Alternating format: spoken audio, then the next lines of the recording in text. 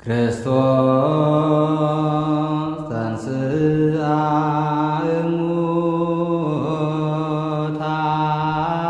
እሙታን ሞተ ወኬዶ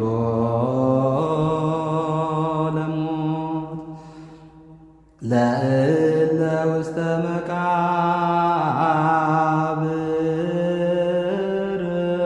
ወሀበ ሕይወተ ዘለዓለም ዕረፍተ ወሀበ ሕይወተ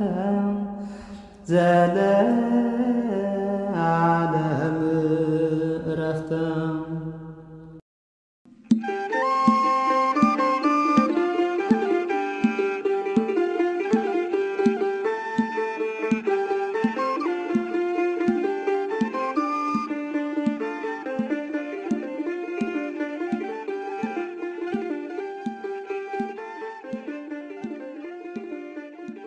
በስመ አብ ወወልድ ወመንፈስ ቅዱስ አሐዱ አምላክ አሜን። ኦ ጎይታ ሰማይ መጸናንዒ ኣብ ኩሉ ቦታ እትርከብ መንፈስ ሓቂ ማዕኽን ሰናያት ወሃብ ህይወት ንዓባና መጺኻ ሕደር። ኦ ሄር ካብ ኩሉ ደንሳጺኻ ነፍስና ድሕና ንዘለኣለም ዓለም አሜን። ምስጋና ናብ ምስጋና ንወልድ ምስጋና መንፈስ ቅዱስ ሎሚ ኩሉ ሰዓት ንዘለኣለም ዓለም አሜን።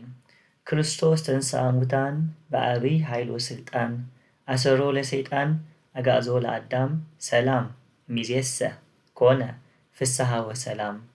ናይ ትንሣኤ ሰላም ናይ ጎይታና ኢየሱስ ክርስቶስ ሰላም ምስ ኩልኻትኩም ይኹን። ሎሚ ዓንቲ ከም ፈቃድ እግዚአብሔር ቅዱስ አቦና ዮሃንስ አፈወርቅ ኣብ ከባቢ 400 ዓመተ ምህረት ከባቢ ካብ ዝፀሓፎ ብዛዕባ ናይ ፋሲካ መልእኽቱ ከም በልኩም ክፍትኔ ኣብ ቀደም ወላ ሕጂ እውን ከምቲ ኣቦታትና ዝገብርዎ ዘለዉ ዓመት መፀ ፋሲካ ክኸውን ከሎ ጳጳስ ነቶም ኣብ ዙርይኡ ዘሎ ወይ ከዓ ኣብ ትሕቲኡ ዘለዉ ኣባጊዕ ኩሉ ግዜ ናይ ፋሲካ ናይ ልደት ወይ ከዓ ናይ ቅዱሳት በዓላት ናይ ጎይታ ኣምላኽና መድሓኒና ኢየሱስ ክርስቶስ በዓላት ክኸውን ከሎ እቶም ጳጳሳት ወይ ፓትርያርክ ነቲ ሃገር እቲ ጳጳስካ ኣብ ትሕቲኡ ዘሎ መጓሰ ኩሉ ግዜ መልእኽቲ ይሰድድ እዩ። ብኸምኡ ተሰደ መልእኽቲ ከዓ ክሳብ ሕጂ ካብ ቀደም ጀሚሩ ተፀሓፈ መልእኽትታት ኣለና። ከም በዓል ቅዱስ ጎርጎርዮስ ዘእንዘናዙ ዝፀሓፎ መልእኽትታት ኣሎ። ናይ ቅዱስ ቄርሎስ ዘእስክንድርያ ኣሎ። ከምኡ ናይ ዮሃንስ አፈወርቅ ኣሎ። እዛ ናይ ዮሃንስ አፈወርቅና ፍልይቲ እያ። ምክንያቱ ናይዚ ቅዱስ ኣቦ እዚ መልእኽቲ ዓመት መፀ ኣብ ኩለን ኦርቶዶክስ ቤት ኣብያተ ክርስቲያናት ይንበብ እዩ። ኣባና ኣብ ኤርትራ ወይ ኣብ ኢትዮጵያ ወይ ከም ኣብዞም ኦሪየንታል እኳ ይንበብ ናይ ፍልጥኒ ኣብ ዓድና ከምዚ ይንበብ ይፈልጥ እየ። ግን እቲ መልእኽቱ ናይዚ ትንሣኤ ግና ኣዝዩ ዓሚቕን ደስ ዝብልን ስለ ዝኾነ ነዚ ናይ ፋሲካ በዓል ምክንያት ብምግባር ነቲ ንሱ ዝፀሓፎ መልእኽቲ ከንብበልኩም መሪፀ ኣለኹ ሎሚ ዓንቲ ማለት እዩ። ኣብ መንጎ ከዓ መግለፂ ክገብረሉ እየ። ቅዱስ ዮሃንስ አፈወርቅ መን እዩ ዝብል ሕፅር ዝበለ መእተዊ ኮነና።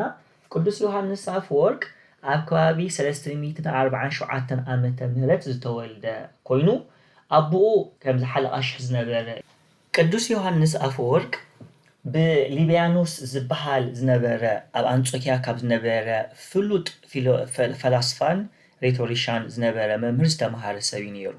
እዚ ሰብ እዚ መምህር ማለት እዩ ኣምልኾ ጣዖት ዘምልኽ ዝነበረ ፓጋን እዩ ነይሩ።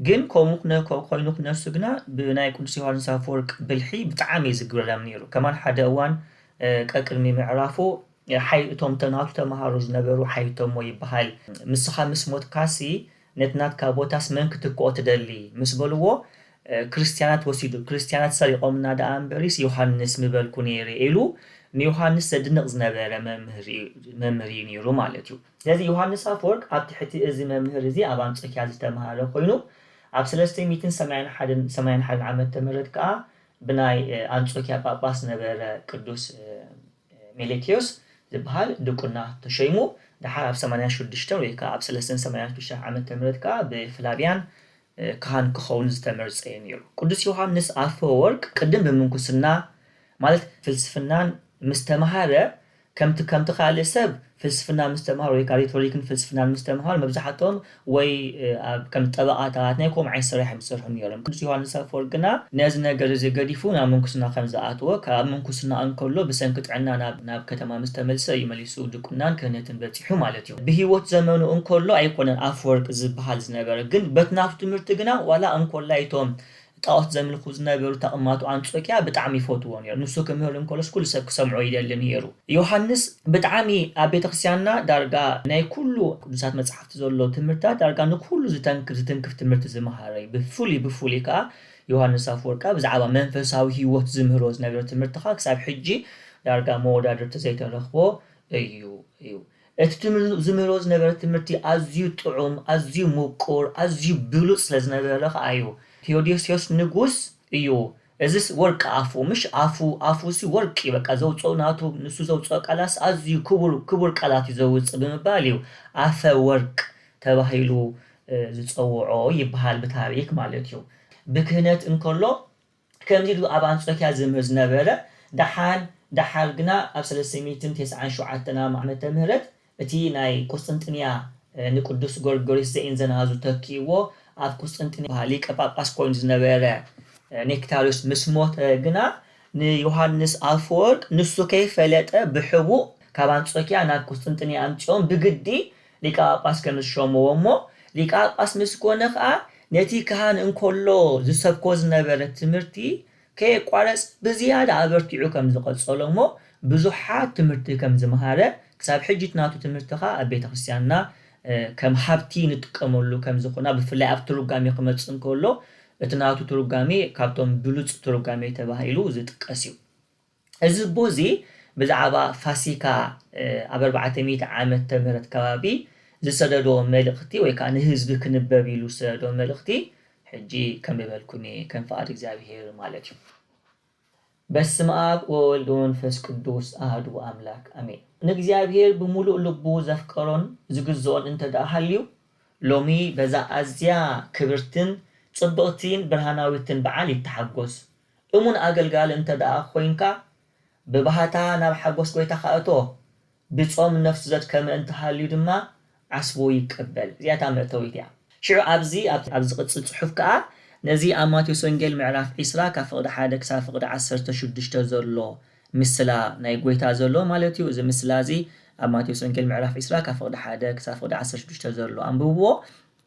ኣብዚ ብዛዕባ እንታይ እዩ ዝዛረብ ጎይታ ኣምላኽና መድሓኒና ኢየሱስ ክርስቶስ ሓደ ግራት ዝነበሮ ሰብኣይ ንግሆ ወፂኡ ንግሆ ክወፅእ እንከሎ ስራሕ ዘይነበሮ ሰብ ከም ዝረኸቦ እሞ እንታይ ዝበሃል ደሞዝ ከፍለካየ ሓንቲ ዲናር ከፍለካየ እሞ ናብቲ ግራት ከይድካ ዓየ ከም ዝበሎ መሊሱ ኣብ ሳሰይቲ ሰዓት ክወፅእ እንከሎ ከዓ ከምኡ ሓደ ስራሕ ዘይረኸበ ሰብ ፀኒሕዎ ንዑ ከዓ ኪድ ኣብ ግራት ይስራሕ እሞ ሓንቲ ዲናር ክህበካየ ከም ዝበሎ ከምኡ እንዳበለ ኣብ ሳሰይቲ ኣብ ሻርሸይቲ ኣብ ታሽቲ ሰዓት ይወፅእ እሞ ኣብቲ መወዳእታ ከዓ ኣብ ሰዓት 11 ሰዓት ማለት ፀሓይ ንክትዓርብሲ ሰዓት ምስ ተረፋ ምስ ወፀኻ ሓደ ከምኡ ስራሕ ዘይነበሮ ሰብ ከም ዝረኸቦ እሞ ንዑ ከዓ ከፍለካየሞ ኪድ ኣብ ግራት ይስራሕ ከም ዝበሎ ሽዑ ኩሎም ሰሪሖም ወዲኦም ሰዓቶም ኣኺሉ ኣብ ምፍዳስ ምስ ኮነ ንኩሎም ከምቲ ዝተዋዓሎም ሓንቲ ዲናር ከም ዝሃበ ሕጂ ካብዚ ምስሊ ዝወሲዱ እዩ ቅዱስ ዮሃንስ አፈወርቅ ከምዚ ዝብል ዘሎ ማለት እዩ። እቲ ጽሑፍ ቅጽለ ካብ ቀዳመይቲ ሰዓት ጀሚሩ ዝሰርሕ እንተደኣ ሃልዩ ግቡእ ክፍሊቱ ይርከብ። ኣብ ሳሰይቲ ሰዓት ዝመፀ እንተሃልዩ ብኣኮቴት በዓሉ የብዕል። ኣብ ሻርሸይቲ ሰዓት ዝኣተወ እውን ምንም ኣይስኣን ምክንያቱ ዝጎድሎ ነገር ስለዘየለ። ክሳብ ታሽዓይቲ ሰዓት ዝደንጎየ እውን ከይተወላወለ ይቅረብ። እቲ ኣብ ሰዓት 11 ዝመፀ እውን ደንጎየ ኢሉ ኣይፍራህ ምክንያቱ ጎይታ ሕያዋይ እዩ። ነቲ ዳሕራዋይ ከምቲ ቀዳማይ ገይሩ ዝቅበል እዩ። ነቲ ሰዓት 11 ዝመፀ ልክዕ ከምቲ ኣብ ቀዳመይቲ ሰዓት ዝመፀ ገይሩ ዕረፍቲ ይህብ።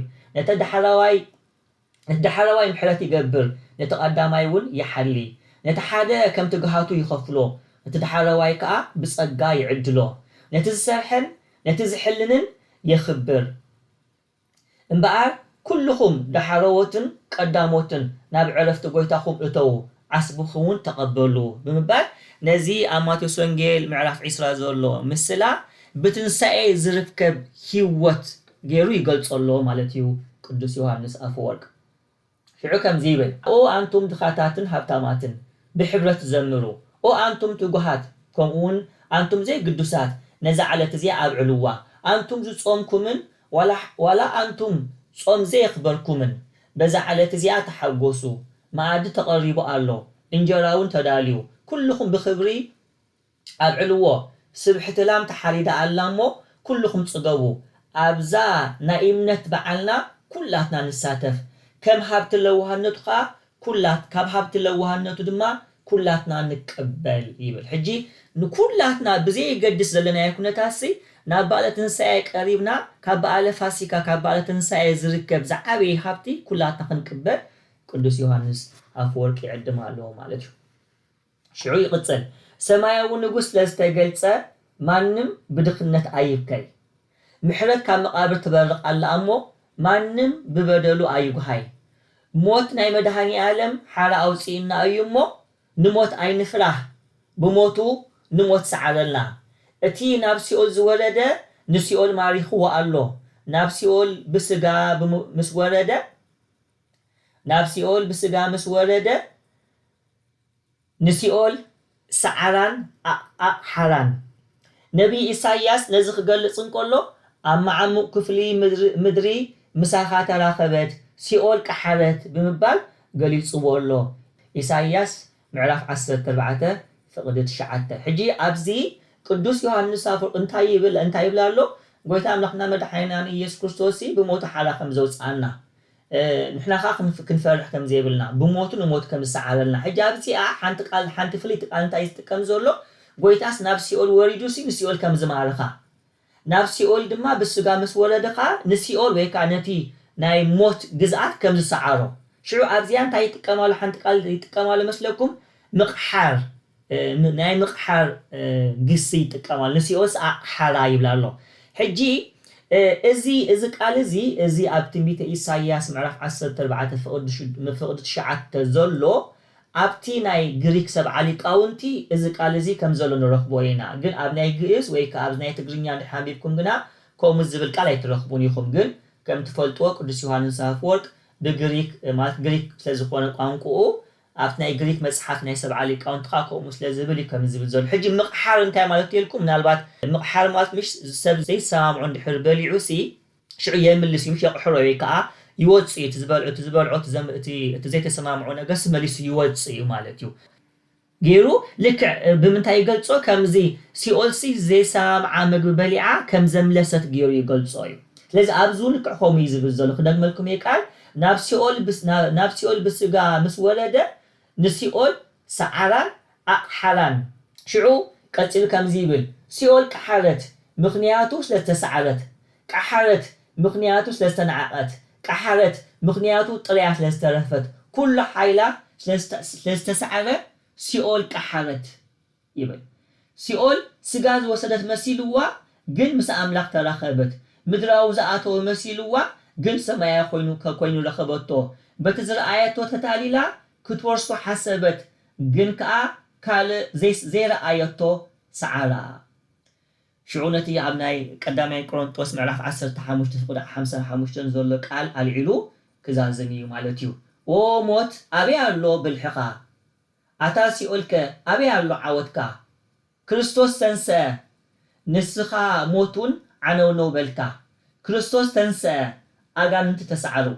كريستوس تنسى ملائكه تحغسو كريستوس تنسى هيوت ترخبه كريستوس تنسى حدا موتكا أما قابريك أرفن كريستوس نموت سعيرو بمتنسو بخر نايتوم دك إسوم زلو خونه كبرن مسغانان نزل عالم نخريستوس أملاخنا يخون آمين بروك بآل فاسيكا بروك بآل تنسائي قبلنا እግዚአብሔር በዚህ ትንሳኤ በዚህ በዓለ ትንሳኤ ናይ ህይወትና ትንሳኤ ናይ ንስሓ ትንሳኤ ይግበረልና ስብሃት ለአብ ስብሃት ለወልድ ስብሃት ለመንፈስ ቅዱስ يزيني وزلفني العالم والعالم تنسايك للي آمنا تنسايك للي آمنا برهانك فنو ديبنا برهانك فنو